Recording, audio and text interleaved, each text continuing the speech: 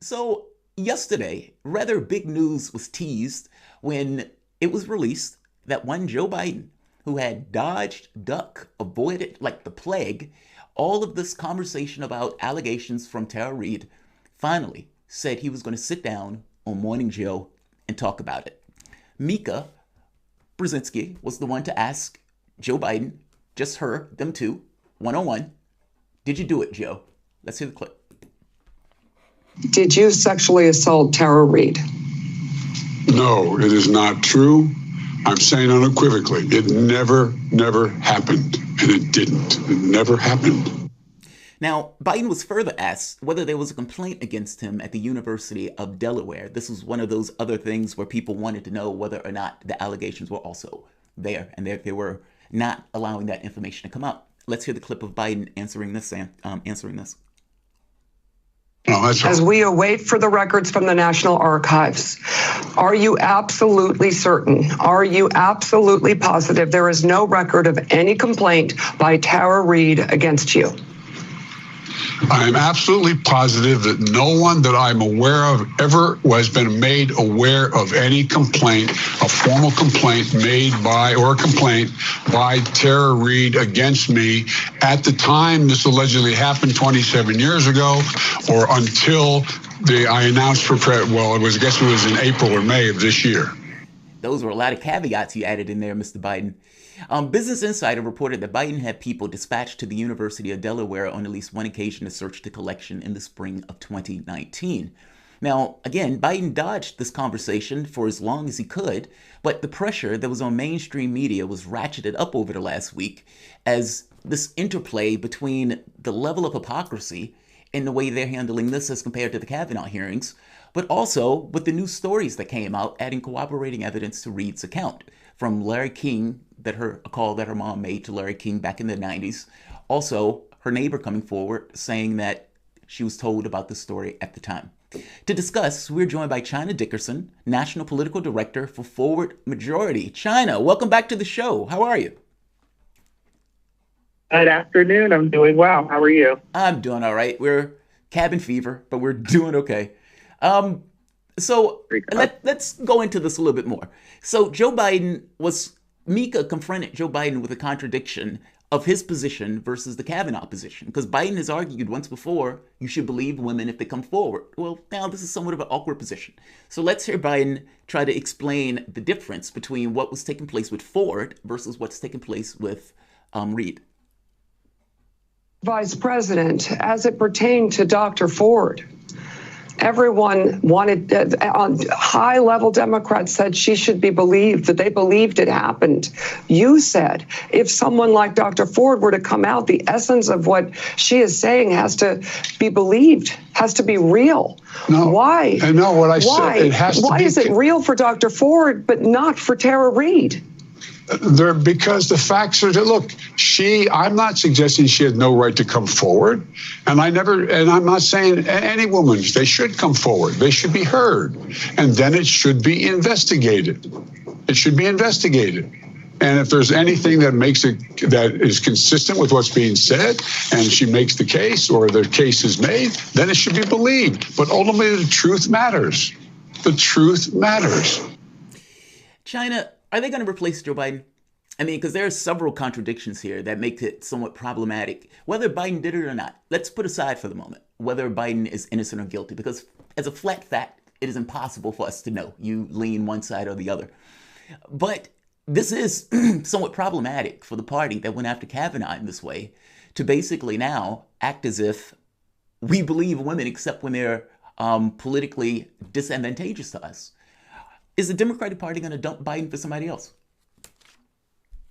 They're not going to dump Biden for someone else. And my question is, I don't understand. You're saying that he's making contradictions. Mika asked him, what was the difference between... No. That's not what I mean. Wait. Let me explain what I mean by that. I just mean, so many of the candidates, for example, when AOC came out saying she would back Joe Biden, there was a speech where AOC made where she was going full on into Kavanaugh, making the point that women need to be believed, that this stuff is an issue of power, that, we need to stand by the women who are coming out for the Me Too movement. Same thing with Warren, where Warren is on stage saying that Chris Matthews saying, I believe the woman, and you can even make a case. Supposedly, Chris Matthews got rapped on the knuckles for that because it looked like he was going after her, saying, why are you believing the woman in this situation? Why don't you believe Bloomberg? Same thing with Kamala Harris, where Harris made this argument once before that, yeah, I believe Reade. So I'm making the point that for all of these people to say, yes, I implicitly believe the woman, and many of these people either saying they're endorsing Joe Biden or that they were running for vice president or trying to become vice president, is that not somewhat a basic contradiction in their position prior as compared to their position now if they're trying to be vice president of a man that's accused of assault? No, because I think that what we're calling contradictions are not contradictions. I think you're saying, I believe women is not the same as saying, it's just like saying, black guys aren't criminals. That is to say that some are. And so it's to say, me saying I believe women doesn't mean that a woman can just walk up to me, a stranger can walk up to me and say, your brother raped me, God forbid, your brother raped me. And because I say I believe women, I'm like, oh, okay, he absolutely did it. Or I have a conversation with him, or before I investigate, she is saying. So I think it's a falsity, a fallacy of the Me Too movement that people think that when we say we believe women, that means that men are always lying.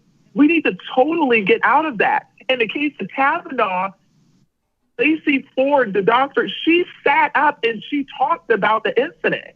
It wasn't that all of us believed her. There was, as Biden said, an investigation. So I think we have to get out of this, like when we say we believe all women, that literally means a woman can say out of her mouth, this guy raped me. And the second after she says that, we're all like, oh, he absolutely did. Of course he did. What we're saying when we believe all women is that the woman should be allowed, which is what Biden said, a platform of her story, and we not automatically assume that she is lying. She should be given the benefit of the doubt to at least be heard out, to not be stigmatized and all of the things because she has this story. But does that mean we now are like, oh, he absolutely did it? No. No, I hope we aren't. No, I agree with that. No, go ahead. I'm sorry. No, I agree with that. I mean, I even postulated that there was no way to know one way or the other whether Biden was innocent or guilty. I was making the point that the contradiction had to do with the prior position that was taken versus now. And I agree with you on the believe women thing too. It's not that I think people... Look, I agree with you. Some people reflexively believe it, meaning the moment that somebody makes a charge like that, they immediately believe it. But Nancy Pelosi got rid of Al Franken. You've had, and I know that there's impossible for anybody to, no one was there watching, so that no one can come forward and say, I saw X or I saw Y. That's fair. But I guess I'm trying to get at, is it not problematic to run in a race with a charge like this hanging over your head and to go this long without dealing with this particular charge? And I still say, with the response that they took for Brett Kavanaugh, where media and everyone else covered that stuff for like a year or more. I mean, they went after Kavanaugh whole hog. And by the way, I actually believe Kavanaugh was guilty. So don't misunderstand me. It's not, I guess I'm not looking at this through a partisan lens. I'm looking at this more through the lens of it just seems to be a drastic level of hypocrisy in the way Democrats handled one versus the way they're handling another. I think that in politics, I think you're absolutely right. But I think this covers, a lot of things that Democrats do and a lot of things that Republicans do. I think as human beings, right, if our friend does something horrible, we are much more likely to give them the benefit of the doubt and hear them out versus if a stranger does it. So it's not unlike human behavior to be hesitant to go against someone who is on your team or who you care about, right? And so I think in politics, as it relates to his strategy, yes, he does need to address it. I've always thought that he needed to address it. I think he did a good job of Morning Joe this morning. But I also think that you understand politics. You understand that there's a certain thing like chess. There's a certain way that you have to move. You can't just charge your way to the other end of the board. And I think, unfortunately, folks don't get that. In politics, Biden has been increasingly moving up points in all of these different states. People are like, why is he talking more about the coronavirus? Well, That's not to say that he shouldn't. But if we're playing a game, if we are strategizing, if you see that you are winning, why would you change anything about what you've been doing or saying, whether it be the coronavirus and Tara Reade? So I think he did a good job. Personally, I think that he needed to respond. That if I am his senior advisor and I'm looking at the numbers and the numbers continue to go up and up and up, it would be malpractice for me to say, oh, let's shift course. It doesn't make any sense to do that politically. Yeah, I hear you politically, but I think this is where cynicism has completely eroded politics, at least from my perspective. This was why I do consider myself a misfit. And so much of it for me went to the Democratic Party when they obviously had to stop and push back on the GOP when it came to all the Benghazi stuff with Hillary Clinton. It was an absolute circus. And then what do the Democrats do when they're back in office? They create this whole Russiagate narrative. We've seen more come out about General Flynn and how the FBI set up him. We hear more this week about Stone and the messages that he had to Assange. And we see that all of that was also just made up. And so now you have a bunch of high-paid consultants working for Joe Biden who are the least ideologically driven, policy-driven people. They're there for paychecks. They're there for PR stunts. They're there for their own furthering of their own goals. Look at Simone Sanders, if you want me to name somebody on the Biden camp who is there for a paycheck. I don't know what she believes. She's here endorsing people left and right in DC politics when she's not here engaging with any of these local politicians. And so for me, it just adds to this another level of cynicism, like this whole idea that we were supposed to back women or back any victim, and now it's always nuanced because they're on your team or this team and they're that person and the guy's winning and Trump is bad. For me, it's just this narrative that I at least feel is going to continue to push more and more people out of politics, regardless of who's winning or not. At some point, when less than half of your population is voting for president, what does it even matter anymore? And I think we're in this larger crisis beyond just Donald Trump and Joe Biden that I think we're wading into quicker than we realize. Let's get to Ben real quick. Ben's been patiently waiting. I know you had some comments here on Joe Biden. Ben, are you still with us? Ooh. Hey, Ben, what's on your mind? Yeah, hey, so other than the fact that that was perhaps one of the most uncomfortable interviews that I've seen since Colonel Jessup took the stand, I will say that this is, to me, seems rather cynically a result of the commercialization of activist movements that can get co-opted for people in powerful positions for political gain. And that's why you see a contradiction, because it's all about attrition warfare. So I would like to talk about why CNN sort of has got rid of the interview.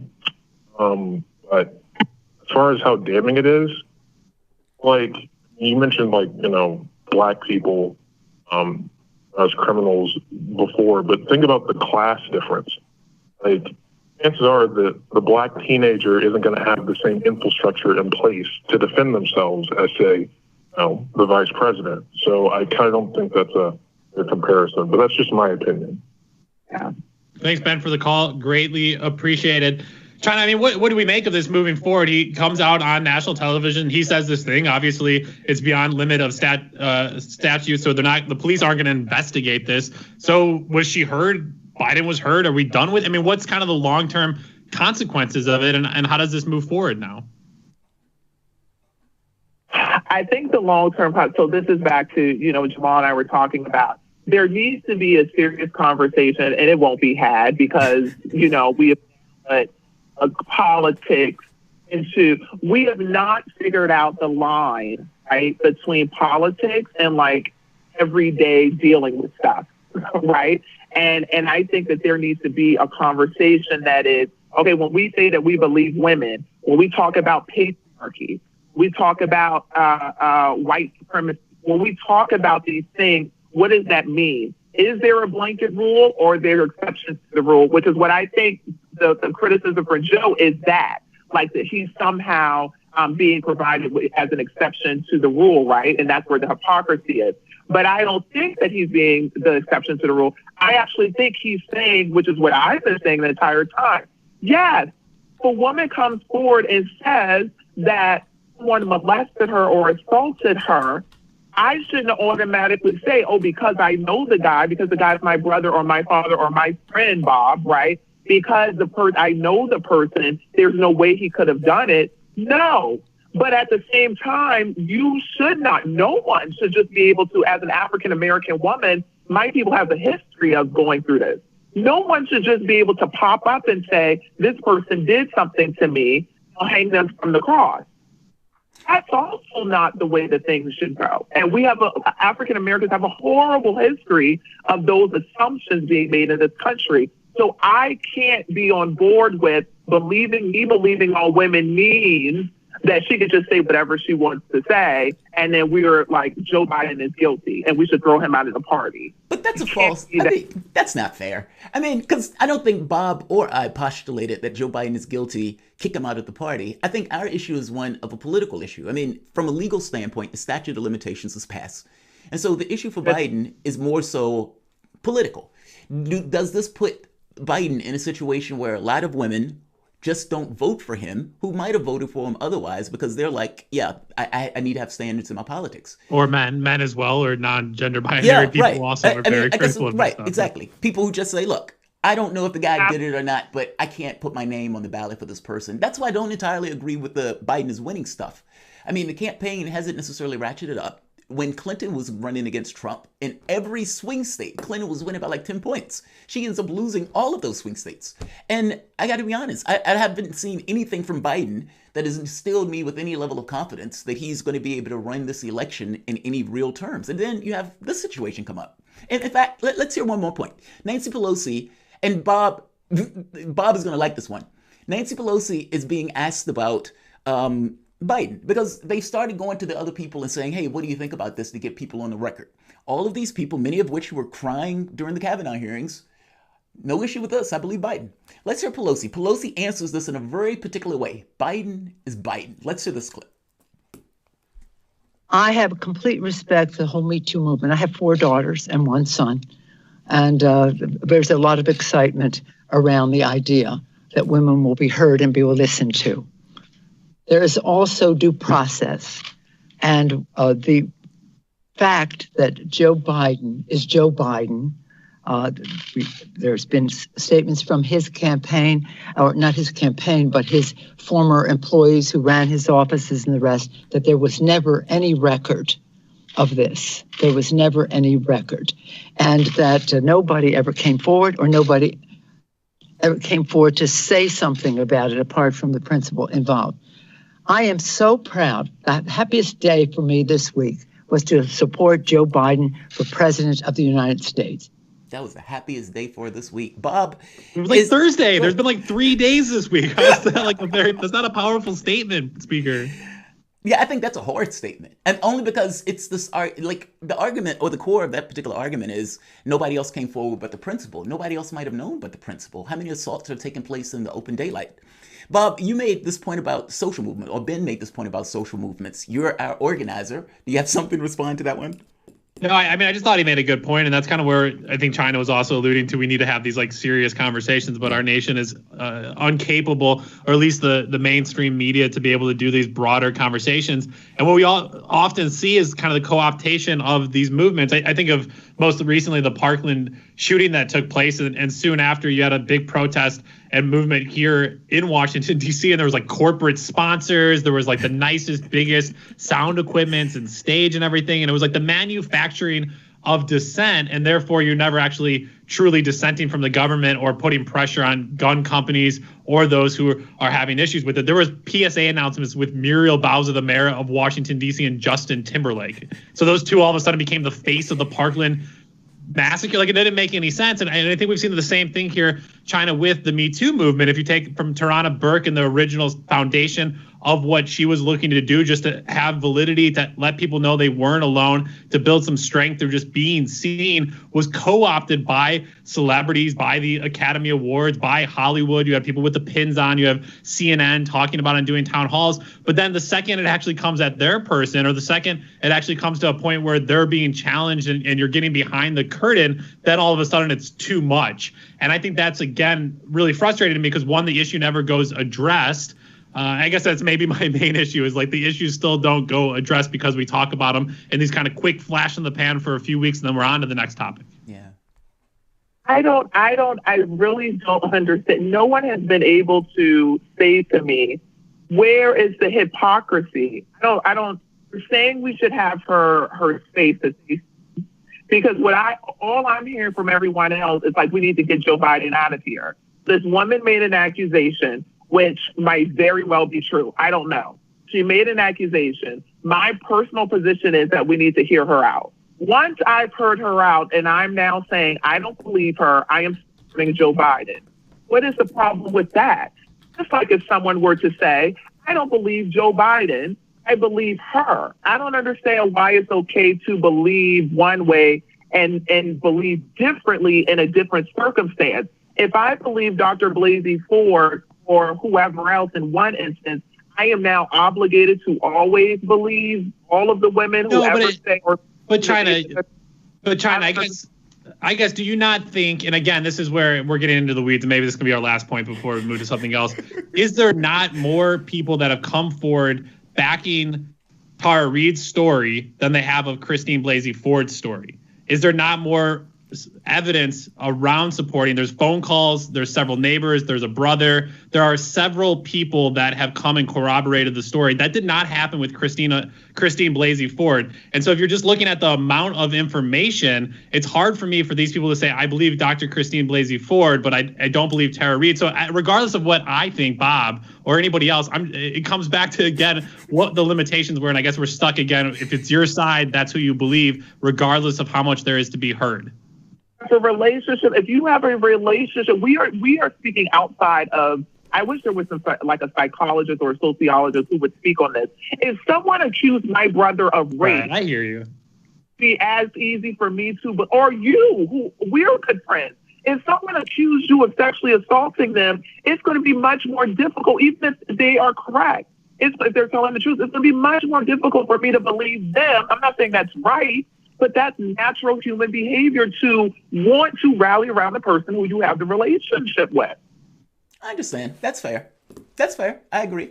That's fair. So let's pivot for a bit. I found this, excuse me. Let's pivot for a bit. Let's pivot because I don't want to get into the weeds. But there is a slight difference between a relationship between Biden and you versus Bob and you. Like, you don't know Biden from a hole in the wall. From the standpoint of Bob, you might actually interact and work with Bob. I guess I'm saying a politician has a facade. They're not, you don't know them. It's hard enough to know somebody who you're close to, let alone knowing somebody who you're, remote from. That's all. But I understand your point, though. But you are right in the sense that people have biases in the direction to which they're accustomed to. Like if you watch MSNBC, well, that's your bias to some degree. You're going to believe Maddow more than you're going to believe Sean Hannity. And it's always a hurdle to get over it. But let's pivot. Let's pivot for a bit. We have this.